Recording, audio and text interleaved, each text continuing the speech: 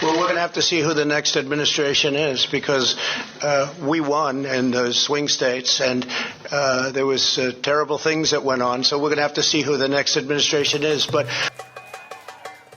did you know that no votes for president have yet technically been cast? The ballots that were cast on Election Day were actually for state electors, who then vote for President of the United States. That's why we have a president-elect right now. We won't have an elected president until the Electoral College convenes on Monday, December 14th. Normally, the arcane and technocratic process of state election certification and electoral college voting is just a mere formality that most Americans either are ignorant of or just completely ignore in the days following the election, when a presidential winner is projected. The entire process, though, has taken on greater significance this year as Trump gaslights his supporters with a false election fraud narrative and continues to use the courts and state legislatures to overturn the results and circumvent the will of the American people.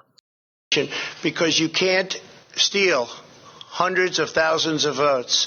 You can't have fraud and deception and all of the things that they did and then slightly win a swing state.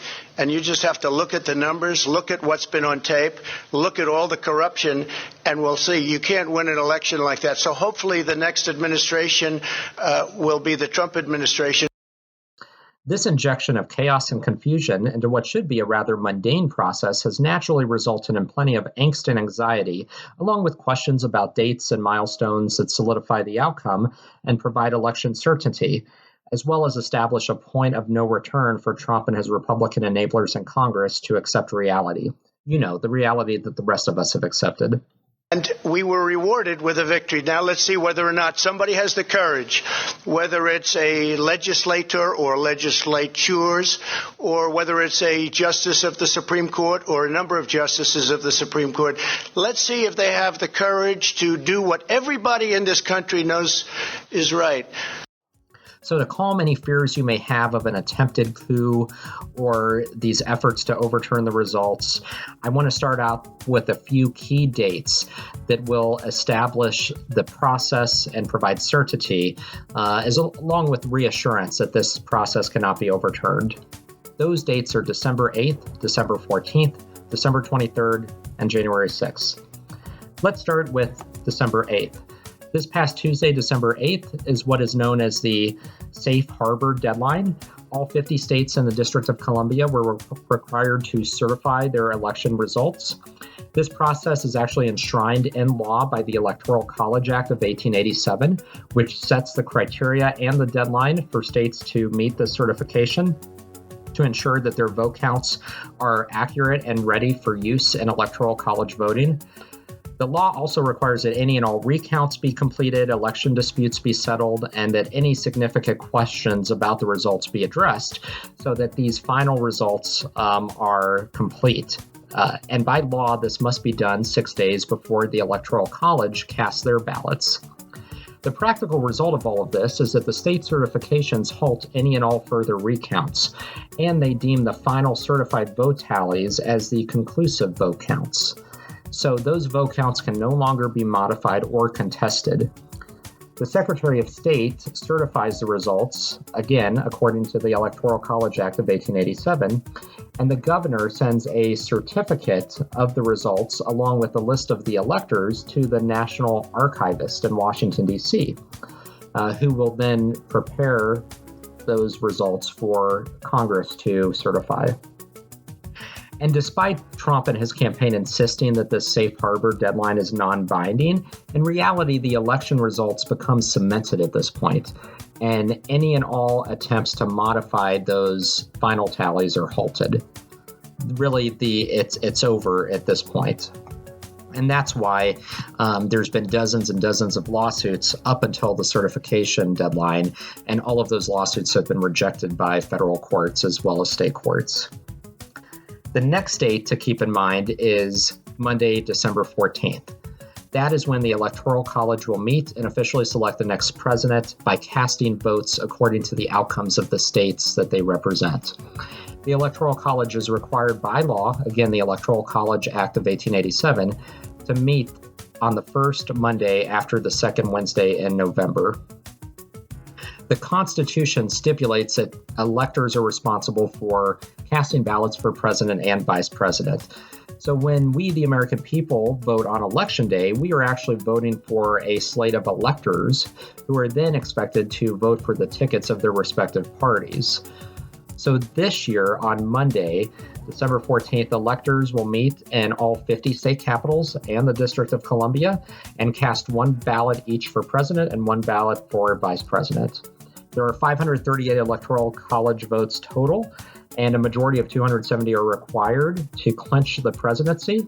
And based on Election Day results, we know that Biden will win 306 electoral college votes. Mo Brooks says he'll challenge the Electoral College vote when Congress returns to the Hill next month to finalize election results. Yeah, that is something that has earned him a big thank you from President Trump. And this morning, Congressman Brooks joins us now with more. Good morning, sir. Good morning. Okay, so after the electors meet on December 14th, Congress gets together to certify the election results. And you say you are going to contest that certification. You're going to take a stand against it if President Trump loses his legal challenges. So tell us why you're doing that. Well, I'm going to do it, quite frankly, because in my judgment, we are witnesses to the largest voter fraud and election theft effort in the history of the United States of America. I echo the sentiments of former House Speaker Newt Gingrich, who says basically the same thing. He gives one exception, biggest theft since 1824 with Andrew Jackson. Personally, I think this is far in excess of that. The evidence that I've seen is overwhelming that the Socialist Democrats have gone nonstop to engage in voter fraud and election theft, and we have to stop it on behalf of our country. So electors are expected to vote for the candidate to which they're bound, and they are selected by political parties themselves, and typically selected from party loyalists and activists. And since they tend to come from those ranks, they tend to vote according to their party dictates. 99.99% of the time, they vote based on those expectations, but they do not have to. And for many of them, there's nothing that legally binds them to that requirement. There have been 165 electors throughout history, the last 58 presidential elections, who have voted contrary to their states. The most recent examples occurred in 2000, 2004, and 2016. And most of those examples were individuals who were trying to make social and political statements, and they often cast ballots for individuals who were not on the general election ballot, such as Bernie Sanders in 2016, or a elector who back in 2000 and the year 2000, a Gore elector in the District of Columbia, who abstained to make a statement about the lack of voting rights for D.C. So even though there's this expectation and 99.99% of the time electors vote as they should, we have had instances of what we call faithless electors. And only 33 states and Washington, D.C. require their electors to sign pledges agreeing to vote according to the popular vote results of those states. But out of those 33 states, there are only 5 that actually penalize electors who do not adhere to their responsibilities. And there's only 14 states that ensure eventual compliance by replacing faithless electors who vote contrary to their responsibilities. So to recap all that, 33 states have a pledge or a promise that they require you to sign, but it is not backed by any type of enforcement mechanism. There are only 14 states, though, that actually force their electors to vote according to the outcome in those states, so that the outcome of the Electoral College always aligns with the state result. So if we look at the pivotal swing states that Vice President Biden won this year, Arizona, Michigan, Wisconsin, Pennsylvania, and Georgia, only Arizona and Michigan replace faithless electors with electors who vote according to the state results, ensuring a vote for the winner as per the outcome. Wisconsin has a voter pledge, but it's not backed up by a penalty or by elector replacement, so it's basically useless. and it provides no remedy for an elector who does not adhere to their duty. Pennsylvania and Georgia require no pledge, and they have no remedy for faithless electors, and they have no consequence or penalty. So only Arizona and Michigan ensure that compliance. But all of that being said, it's very rare for this to happen. But when the Electoral College does meet and each of these electors cast 2 separate votes for president and vice president, the Secretary of State or the governor, it differs depending on state statute, because this is where state law comes into play, not federal law, will preside over the Electoral College vote and then prepare certificates of ascertainment. Those certificates list the names of electors along with votes for every candidate. They're signed by the electors and the governor, and then they're mailed off to the president of the Senate, who is Vice President Mike Pence in this case. So very formalized process.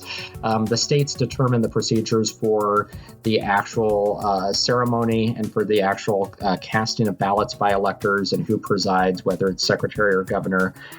But then the next date to keep in mind is December 23rd. That date, again, is enshrined in law. And that is the date that all ballots must be received by Vice President Pence from all the states. So the next date is January 6th. That is the date that the House and the Senate will meet in a rare joint session of Congress to tabulate the electoral votes. Vice President Pence will be the presiding officer as president of the Senate, and he will announce the results of every state in alphabetical order. And those are procedures that are set forth under federal law. After each state's results are announced, members of Congress and have the opportunity to offer objections to those results and to contest them. Those objections, though, must be made in writing and require the support of at least one member of the House and of the Senate.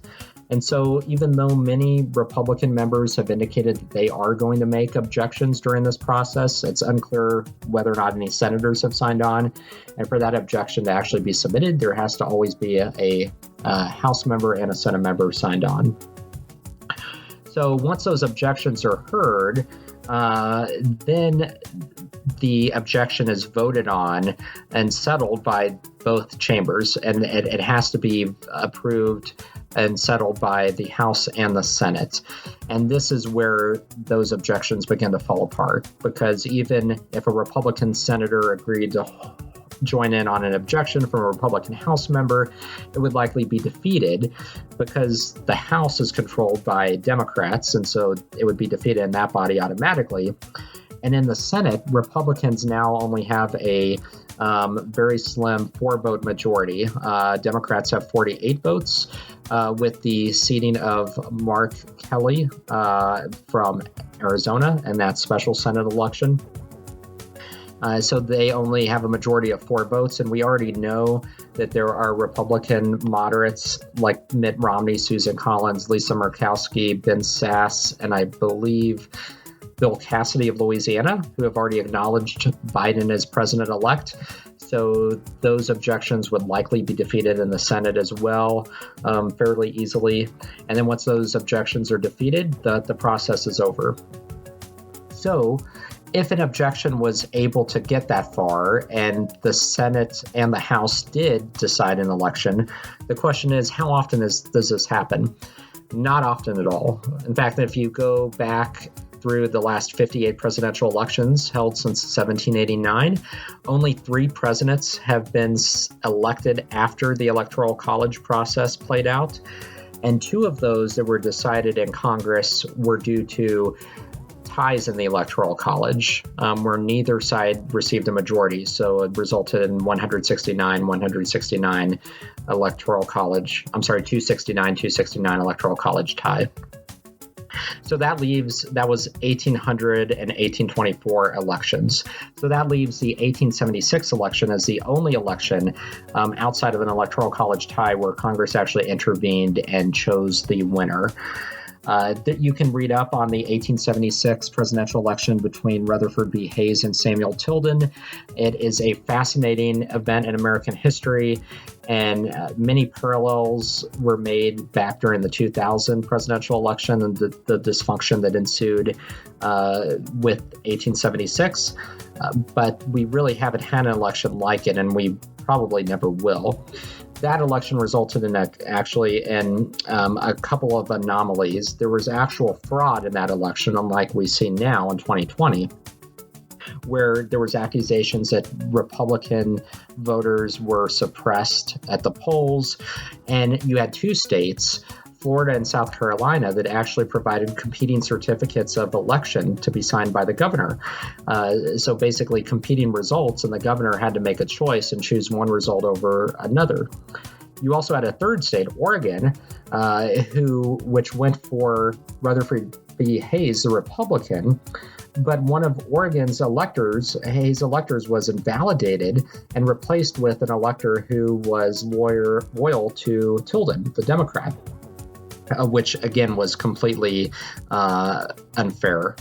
So there was a lot of issues of fraud and of irregularities in that election, with competing certified vote results and electors that were replaced at the last minute.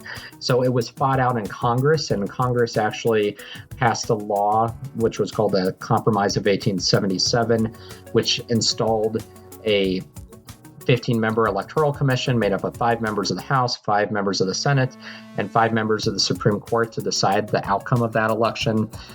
Because it was an unprecedented constitutional crisis, there was a lot of drama. Rutherford B. Hayes, the Republican, was selected the winner. And keep in mind, this was in the context of an extremely close outcome, both at the popular vote level, decided by a couple hundred votes, as well as electorally, with electoral college votes that were up in the air and ambiguous, neither of which are the case this time.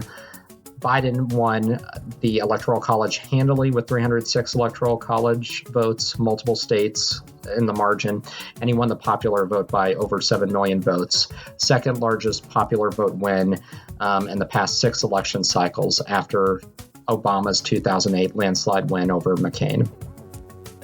So all that being said, rest assured that we won't have anything like that happen this time around with Congress choosing the winner.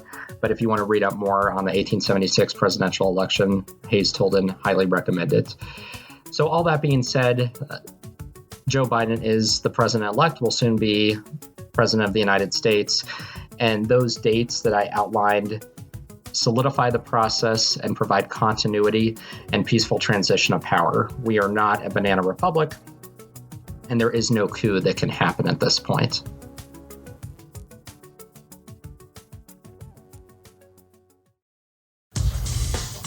Thanks for listening to 2 Men in the Middle. Make sure to give us a 5-star review wherever you get your podcasts. Check out our website at 2meninthemiddle.com. Drop us an email at 2meninthemiddle@gmail.com or tweet at us at 2 Men in the Middle. We'll see you next week.